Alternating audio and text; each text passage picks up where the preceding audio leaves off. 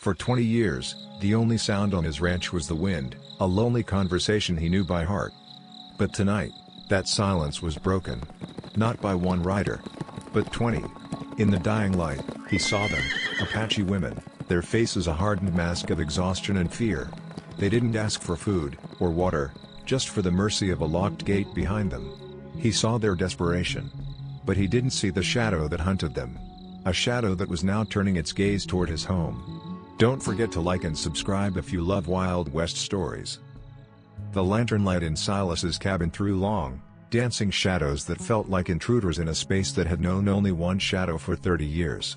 He sat at his worn pine table, the half-eaten meal of beans and jerky long gone cold, his gaze fixed on the dark monolith of the barn outside his window. It was his barn. And yet, it was not. Not tonight. Tonight, it was a secret, a fragile vessel holding a fear so dense he felt he could taste it on the cold night air. The wind, his only companion for decades, now seemed to whisper warnings he couldn't decipher, rattling the window pane like a nervous finger tapping on his shoulder. What have I done? The question was not a shout in his mind, but a low, steady hum beneath the silence, a vibration in his very bones.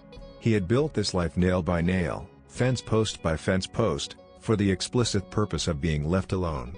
His solitude was a fortress, its walls built of routine and silence, and he had just opened the main gate to a ghost army.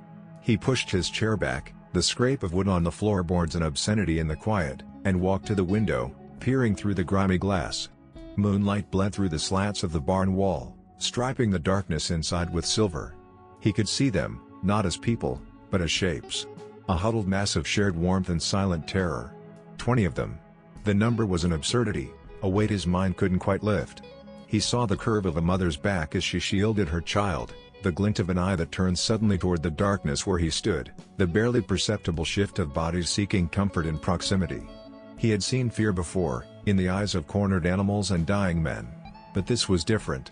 This was an ancient, exhausted fear, a fear that had been running for days, for weeks, for a lifetime. He was a rancher, not a savior. A man of fences, not of saviors. His world was one of simple, brutal truths. Fences kept things in, or they kept things out. There was no in-between. Yet here he was, caught in the most dangerous in-between of his life, a reluctant warden of a sanctuary he hadn't intended to build. The cultural chasm between his cabin and that barn felt wider than the entire prairie. In his world, a locked door meant safety. In theirs, it meant a cage. He could smell the alien scent of their presence drifting on the breeze, not just the dust of the trail, but something herbal, something wholly other, a scent that didn't belong to this scrubland. He was the guardian of a secret he did not understand, for people he did not know, against a threat he could not see. The slow burn of the night stretched before him, an uncharted territory, and as he stood there, a shadow watching shadows, he knew the silence of his life was over. The wind moaned a low, mournful note, and for the first time, it didn't sound like a conversation. It sounded like a lament. To make sure you're here for the next chapter of this frontier saga, be sure to like, subscribe, and hit the bell for all notifications. You won't want to miss a single cinematic moment from this channel. The dawn broke thin and gray, bleeding light across the prairie and offering no warmth, only a clearer view of the prison Silas had built for himself. He had spent the night in his chair, a rifle across his lap, watching the barn as if it might catch fire from the sheer force of the fear contained within. Sleep had been a distant country he could not visit. Now, in the harsh morning light, he moved with the stiff, deliberate motions of a man twice his age, his task a simple one, checking the water pump that stood halfway between his cabin and the barn. It was a mundane chore, a piece of the sacred routine that had been shattered, and he clung to it like a drowning man to a splinter of wood. He kept his back to the barn, a conscious act of denial, focusing on the rhythmic squeak and groan of the iron handle. It was a familiar sound, a lonely conversation, but another sound broke through it. A soft shuffling in the dust behind him. Every muscle in his body went rigid. His hand, slick with pump water, tightened on the handle, his knuckles white. He had expected a threat to come screaming from the horizon, not creeping up from the sanctuary he himself had provided. He turned slowly, every instinct toned by decades of solitude screaming at him, his body coiled and ready for a fight. But it was not a warrior who stood there. It was a boy, no older than 5, a small, silent figure who had slipped from the barn's shadow into the pale morning sun. The child's feet were bare, his clothes little more than worn scraps, and his face was a solemn mask of dust and curiosity. He wasn't looking at Silas with fear, but with a wide-eyed wonder, his gaze fixed on the miraculous sight of water gushing from the iron spout. For a long, breathless moment, they were frozen in a silent standoff, two creatures from different worlds separated by 20 yards of packed earth that felt as wide as any ocean. In that quiet, Silas felt the fortress of his isolation tremble. The boy was not a threat. He was not a symbol. He was just a child. A hungry-looking child. Silas's hand moved, an involuntary twitch, toward the coarse sackcloth pouch on his belt where he kept a block of dry, hard bread for his midday meal. The gesture felt foreign, a motion commanded by some long-dormant part of him. His fingers, thick and calloused, fumbled with the knot. He pulled the bread out, its weight familiar in his palm. He looked from the bread to the boy, and back again. An impassable gulf of language and culture and history separated them, but hunger was a language they both understood. With a grunt that was half sigh, half surrender, he broke the bread. The snap echoed in the quiet morning. He didn't step closer. He was not a man built for gentle approaches. Instead, he crouched, his old knees protesting, and placed one of the pieces on the flat top of a fence post that stood between them. The second dawn arrived with a deceptive calm, painting the eastern sky in hues of soft rose and gray. The fragile connection forged by the gift of bread had done little to quell the coiled serpent of dread in Silas's gut. It had only given it a face, the face of a small, innocent child. This new awareness compelled him to move. His morning routine, once a simple loop from cabin to pump to pasture, was now a patrol. He walked the fence line, his boots whispering through the dew-damp grass, his eyes scanning not for stray cattle, but for signs of the shadow that haunted his land. The air was still, the world holding its breath, and in this quiet, every snap of a twig, every distant cry of a hawk, was a potential omen. He reached the main gate that led to the open prairie, his hand resting on the top beam, worn smooth by his own touch over the years. And then he saw it. It was small, a discordant note in the familiar symphony of wood and wire and rust. From a distance, it was just a fleck of white and a sliver of black, something the wind might have left. But the wind was not this deliberate. The wind was not this cruel. He felt a cold prickle on his neck as he walked closer, each step heavy, the silence of the morning pressing in on him. It was a coyote's jawbone, bleached white by the sun, the teeth still sharp and menacing. Tied to it with a strand of dark, meticulously knotted sinew was a single crow's feather. It was perfect, glossy, and black as a starless midnight, its edge cutting a sharp line against the pale bone. This was no accident. This was a statement. This was a calling card left in the heart of his territory. A cold dread, far deeper than the simple fear of a posse, washed over him. Posses were loud, a clumsy fist of drunken anger and rough justice. They left a trail of broken branches and empty bottles. This was the work of a scalpel. It was quiet, precise, and deeply personal. The man who left this had been here, mere yards from his door, cloaked in the darkness of the night. He had stood here, in this very spot, and had chosen not to attack. He had chosen to leave this symbol, this piece of terrifying theater, knowing Silas would find it. It was a message of contempt, a declaration that his fences, his locks, his very presence, were meaningless. The hunter was not just pursuing his quarry, he was playing with his food. Silas finally understood the profound, bone-deep terror he had seen in the eyes of the Apache women. They were not just running from capture, they were fleeing a ghost, a patient predator who announced his presence with the totems of death. His gaze lifted from the chilling object, sweeping across the vast, empty horizon. The prairie had never looked so menacing. It was a sea of whispering grass that could hide anything, anyone.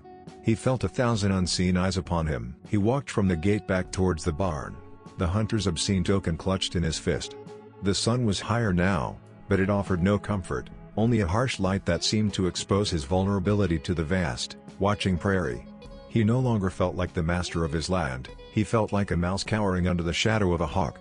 He needed answers, and he knew there was only one place to get them. As he approached the barn, the women inside grew silent, a wave of apprehension rippling through them as they saw the grim set of his jaw. They parted instinctively, a silent clearing of a path, and an older woman stepped forward to meet him. She was not the tallest, nor the youngest, but she moved with an unshakable gravity that left no doubt she was their leader, their matriarch. Her face was a landscape of deep lines, each one a story of survival, and her eyes, dark and piercing, held no fear, only a profound, ancient weariness. There was no language that could bridge the chasm between them, so Silas used the only one he had. He stopped a few feet from her and slowly, deliberately, opened his calloused hand. The coyote jawbone and the black crow feather lay starkly against his palm. He didn't speak. He didn't have to. The question hung in the air between them: what is this? The matriarch's gaze dropped to his hand, and for a fleeting moment, he saw a flicker of pain in her eyes, a deep and terrible grief. But it was gone in an instant, replaced by a cold hardening, a drawing together of her features into a mask of resolute fury. This was not a new terror for her, it was a familiar one. She gave him a sharp, commanding nod, gesturing toward a patch of bare, sun-baked earth.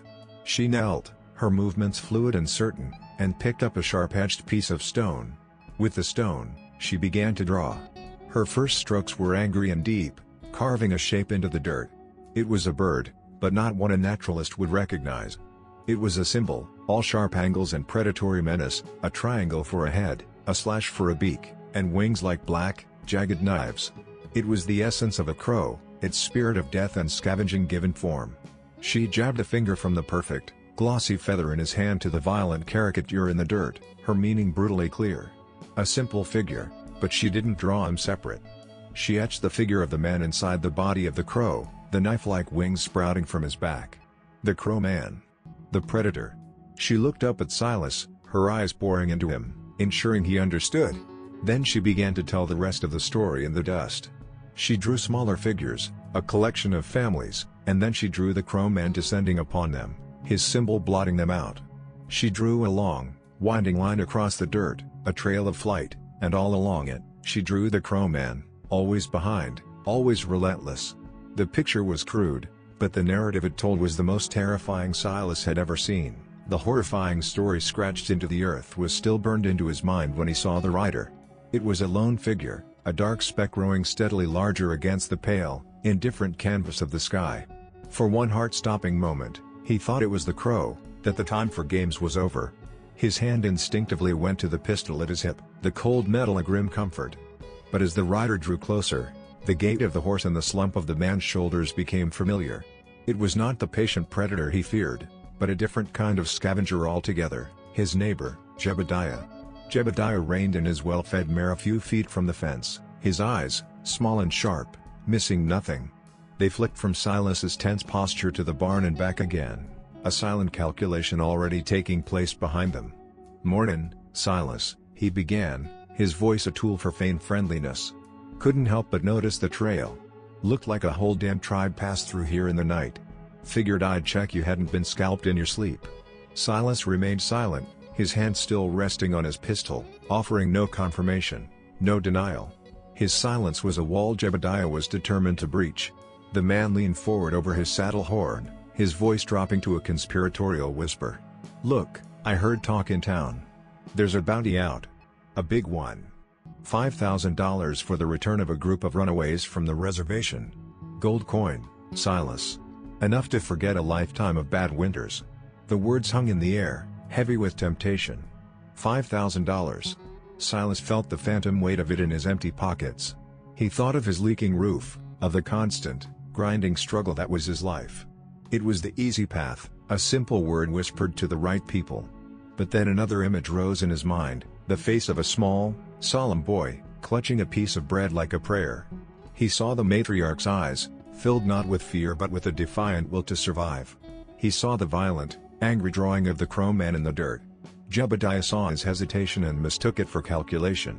"It's an easy purse," he pressed, a greedy glint in his eye. "And you don't even have to lift a finger. You just give me the word, and I'll ride to Fort Spencer myself. The cavalry can be here by tomorrow.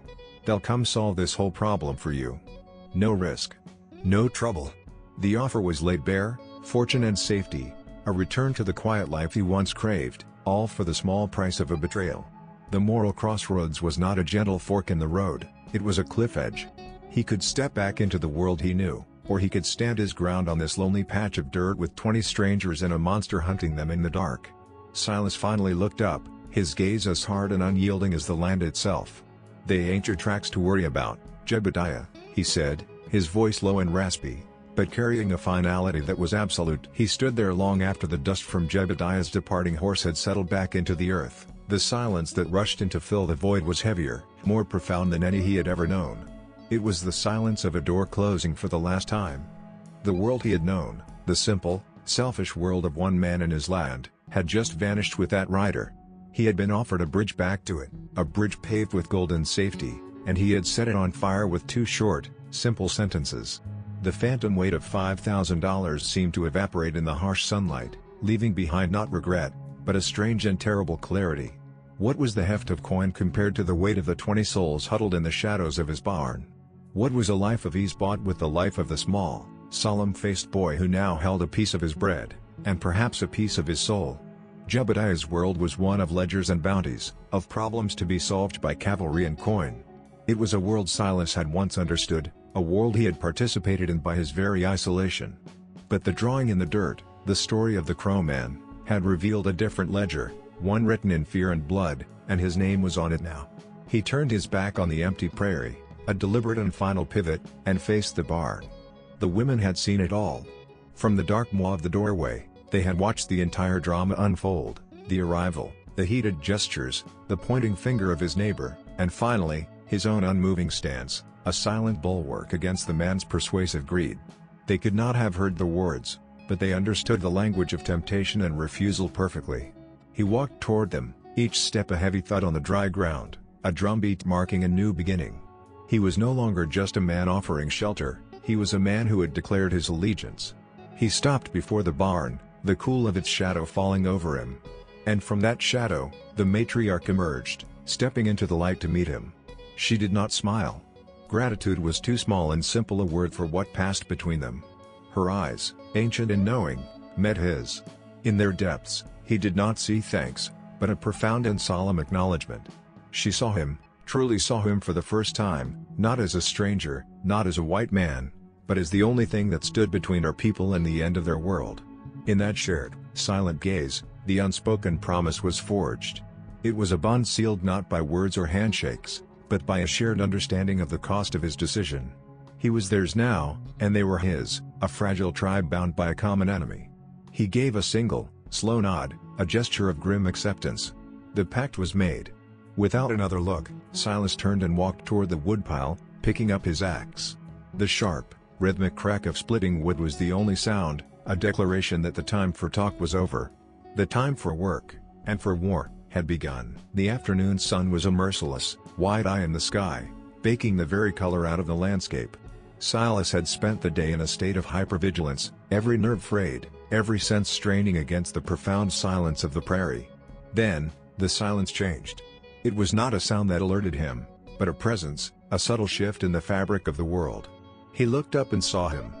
A lone rider, emerging from the shimmering heat haze on the horizon, moving with a fluid, unhurried grace that was more terrifying than any charge. He did not ride like a rancher or a soldier, he rode like a ghost, his dark form seeming to float over the whispering grass. This was the Crow. He reined in his horse a good 50 yards from the cabin, dismounting with an unnerving stillness. He was not the hulking brute Silas had imagined. He was a slender man, dressed in practical, dark clothing, his movements economical and precise. It was his face that held Silas captive. It was a calm, intelligent face, etched with lines of sorrow rather than rage, but his eyes burned with the cold, clear light of an absolute conviction. He carried no weapon in his hand, his posture one of patient reason, as if he were a traveling preacher, not a remorseless hunter.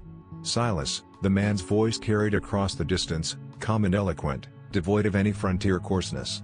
I had heard this was the home of a man who valued his solitude. A man of reason. I hope that is what I have found. He took a few steps forward, stopping at a conversational distance. You are harboring something that does not belong to you. Something that disturbs the balance. I am not here for the bounty, Silas. The gold is a tool for lesser men. I am here for the principle. Silas stood his ground, his hand a breath away from his pistol, his mind reeling from the sheer incongruity of the man before him. This was the monster from the matriarch's story? This soft-spoken man? The Crow's lips curved in a sad, knowing smile. I was a government scout, once. I believed in the treaties, in the promise of a lasting peace. I had a wife, a Cheyenne woman. We had a daughter with eyes the color of the summer sky. They lived on the reservation, under the protection of that promise. His voice never wavered, but it was layered with a grief so profound it seemed to have become a part of his very being. A small band of warriors, angry at the world, left the reservation one night. They broke the covenant. They sought chaos. And they found my home. I returned to find order destroyed. He paused, letting the weight of his unspoken horror settle into the air between them. The reservation is not a prison, Silas. It is a promise. It is the only thing holding back the chaos. When they leave, they break that promise. They choose chaos. I do not hunt them because I hate them. I hunt them because I hate the chaos they unleash. I am not a murderer. I am the consequence of a broken promise. Silas gave his answer not with a word, but with a slow, deliberate shake of his head. He would not be the agent of this man's twisted justice. A flicker of something, disappointment, perhaps even regret, crossed the crow's face before settling back into a mask of serene resolve. He gave a slight, formal nod, as if acknowledging a worthy opponent in a game of chess, then turned and melted back into the long shadows of the late afternoon, disappearing as quietly as he had arrived. But his presence lingered, a poison in the air, and as true darkness fell, the real war began. It was a war waged not with guns, but with nerves. The first attack came after midnight. A sudden, fiery hiss cut through the blackness, and a fire arrow embedded itself in the dirt 20 yards from the barn. It didn't touch the structure, it wasn't meant to. Its purpose was terror. The flames erupted, casting the barn and the surrounding area in a flickering, demonic light, transforming familiar shapes into monstrous, dancing shadows. From his window, Silas could hear the stifled gasps from within the barn, the sudden terror of people who believed they were hidden, only to be illuminated for their hunter to see. The fire burned, a lone, malevolent eye in the darkness, and then it died, plunging the world into an even deeper black. An hour of agonizing silence followed. Then came the sound. A loud, sudden bang against the far wall of the barn, the sound of a heavy rock or a log striking the wood, followed by another, and another. It was a rhythmic, psychological assault, a heartbeat of dread designed to shatter their sanity. The crow was a ghost, circling them, unseen, unheard, his presence known only through these calculated acts of terror. Silas knew he couldn't just endure, he had to fight back on the same terms. Relying on his intimate knowledge of the ranch, he slipped out his back door and crept to the old well. Working in the dark, his hands sure and practiced, he ran a rope from the well's pulley system to a line of old tin cans he had strung up years ago to scare deer from his meager garden. He fed the rope back through the darkness to his cabin window, a crude but effective alarm system he could now use as a weapon. Just as the banging on the barn ceased, a new horror began. A sound that curdled the blood, a long, high-pitched scream that mimicked a mountain lion, echoed from the rocky outcrop to the west. It was followed by the low, guttural howl of a wolf from the east. The crow was throwing his voice, creating the terrifying illusion that they were surrounded by predators. He could hear the first, terrified sobs of the children from the barn, quickly muffled by their mothers. This, Silas knew, was the true objective, to break their spirit. With a grim certainty, he yanked the rope. 100 yards away, the tin cans crashed together in a sudden, unholy cacophony, a violent, metallic scream that shattered the night's carefully constructed tension. The sudden, jarring clang of the tin cans had bought them a reprieve, but Silas knew it was only a breath, not a pardon. The silence that followed was heavy with thought, a strategic pause in a deadly game. He crouched by the window, peering into the oppressive darkness, every sense tuned to the vast, threatening emptiness of the prairie. He felt a profound sense of isolation, the crushing weight of being one man against a phantom. But then, through the dusty glass, he saw a change. Inside the barn, the single, flickering lantern was no longer a beacon of fear, but the center of a quiet storm of activity. The huddled shapes of the women, once a single mass of silent dread, broke apart and began to move with a fierce, deliberate purpose. He could see the matriarch's shadow on the far wall, not cowering, but standing tall, directing the others with sharp, efficient gestures. They were refusing to remain victims. They were fighting back. An unspoken alliance was forged in that moment, a coordinated defense conducted across 100 feet of darkness without a single word. While Silas became the outer guard, the hunter of the hunter, they became the fortress. His eyes, trained to spot a coyote in the brush, now tracked the ghosts that circled his land. Their hands, trained to weave baskets and grind corn, now prepared for war. He watched, mesmerized, as a powerful sequence of parallel action unfolded. He slipped from his cabin, using the shadows of the woodpile and the water trough as his own personal terrain, his rifle a cold, heavy extension of his will. At the same time, he saw them through the cracks in the barn wall, their movements a testament to a different kind of knowledge. They stuffed their own spare blankets and worn saddlecloths into the gaps between the boards, not just to block the cold, but to blind their enemy, to turn their prison into a bastion. He circled to the east, listening for the snap of a twig, the whisper of movement. They reinforced the main barn door from within, using a heavy feeding trough and hay bales to create a barricade he himself would have struggled to breach. He was their eyes and ears in the darkness, and they were the unyielding heart of the defense. He saw a group of the older women gathered in a corner, their hands working tirelessly. They had broken apart a rotted stall divider, and with stones from the floor, they were sharpening the splintered ends into crude, desperate spears. The matriarch had organized them all, the young and strong on the barricades, the old and wise crafting weapons, and the mothers in the center, forming a living shield around the now silent children. He was not just protecting a group of helpless refugees anymore. He was part of an army. He was the sentry, and they were the garrison. The ranch was no longer his lonely outpost, it was a fortress, defended by two generals who had never spoken, leading an unspoken team in a desperate, silent war for the dawn. The night had bled all the fight out of the world, leaving behind an exhausted, gray dawn. The siege had ended in a stalemate of nerves, a tense quiet that was more unnerving than the chaos that had preceded it. Then, as the first rays of sun touched the land, the crow appeared, walking out from the rocks, his rifle held loosely at his side. This was the endgame. Silas knew it in his bones. But as he stepped out of his cabin, he left his own rifle behind. He would not win this with lead. He walked into the open space between the cabin and the barn, a willing target, an offering. The crow stopped, his expression unreadable. "You have courage, old man," he said, his voice quiet, devoid of the night's menace. "But you defend a lost cause." Silas stopped 10 yards from him, the space between them a charged and sacred ground. "I didn't come out here to talk about causes," Silas replied, his voice raspy but steady. "I came to talk about your daughter." The name, unspoken but vividly present, struck the crow like a physical blow. A flicker of pain, deep and raw, crossed his features before being suppressed by his iron will. "This has nothing to do with her," he said, his voice dangerously low. "This is about order. About justice." Silas took a small step closer, a move of profound vulnerability. A man who loses a child. He never stops looking for them, does he? He spends the rest of his life seeing their face in the shadows, hearing their voice on the wind. Grief is a hunter, too. "It seems to me you've just given yours a name and a gun." The crow's hands tightened on his rifle. "My grief is my own. It is the fuel for my purpose, not a weakness for you to pry at." He was a man clinging to the wreckage of his own logic, and Silas knew he had to break it. He turned his back on the hunter, an act of supreme, and perhaps foolish, trust, and faced the barn. He did not shout. He spoke in a clear, calm voice. "Open the door." A moment of tense silence, then the groan of wood. The heavy barricade was moved from within, and the main door creaked open. In the opening stood the matriarch, and behind her, the other women, their faces etched with fear but also a defiant strength. They formed a living wall around the children who peered out from behind their mother's legs, their dark, innocent eyes blinking in the new light. The small boy Silas had fed was there, his gaze finding Silas's. "You're the cause. You are standing here, right now, making more of you." The crow's gaze was dragged unwillingly toward the children, toward the undeniable reflection of the innocence he had lost.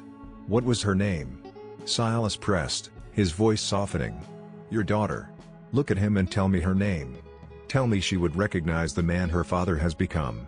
The words landed, not like arrows, but like stones, shattering the cold, clear surface of the crow's certainty. The world seemed to hold its breath in the space between Silas's last word and the crow's first hear. The man who was a myth, the hunter who was a ghost, stood utterly broken in the morning light, his face a canvas of a lifetime of suppressed agony. Silas watched as the iron mask of righteous purpose melted away, revealing the raw, wounded face of a grieving father beneath. The crow's gaze was fixed on the small Apache boy, but his eyes were seeing a different child, a memory with a face he could no longer clearly recall but whose absence was a wound that had never healed. The confrontation was over. The true battle was now being waged within the hunter's soul, a silent, violent war between the monster he had become and the man he once was. For a long, silent eternity, he did not move. Then, with an infinite, agonizing slowness, his hands began to tremble. The rifle, which had been an extension of his will, a tool of his cold justice, suddenly seemed to become an unbearable weight. His fingers, white-knuckled and tight, slowly uncurled. The barrel of the gun dipped toward the earth, not in a sudden drop of defeat, but in a gesture of profound and utter surrender. The stock of the rifle finally came to rest in the dust with a soft thud that echoed louder than any gunshot in the ringing silence. He did not look at Silas. He could not look at the children any longer. With his face still a mask of indescribable pain, he turned his back on them all.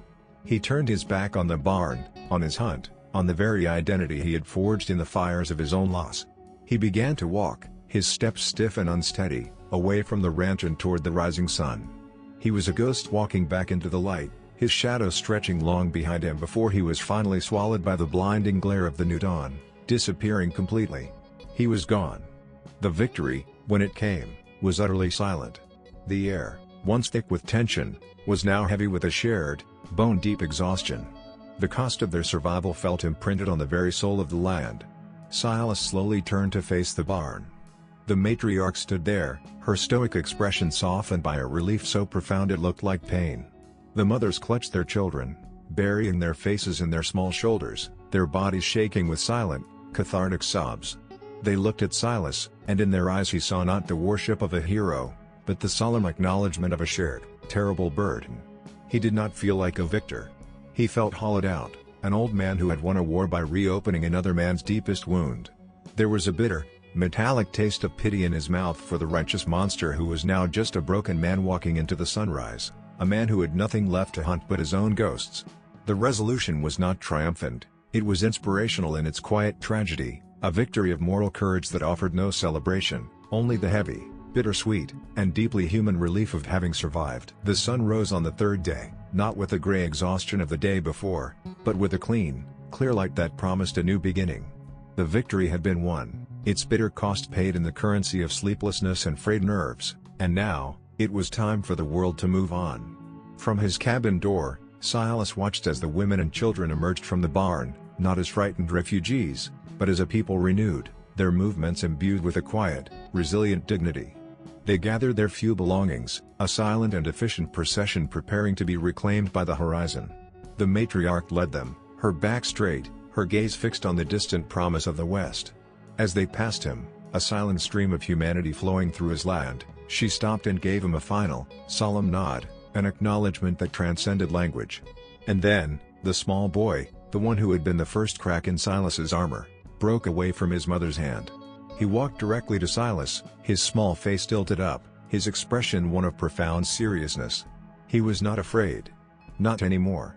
He held out his hand, and in his palm lay a small, crudely carved object. It was a horse, whittled from a piece of splintered pine, likely a scrap from the very barn that had given him shelter. It was misshapen, its legs uneven, its form a child's simple impression of a horse's spirit, but it was a thing of impossible beauty. It was a gift of thanks, a token of trust, a promise that this moment would not be forgotten.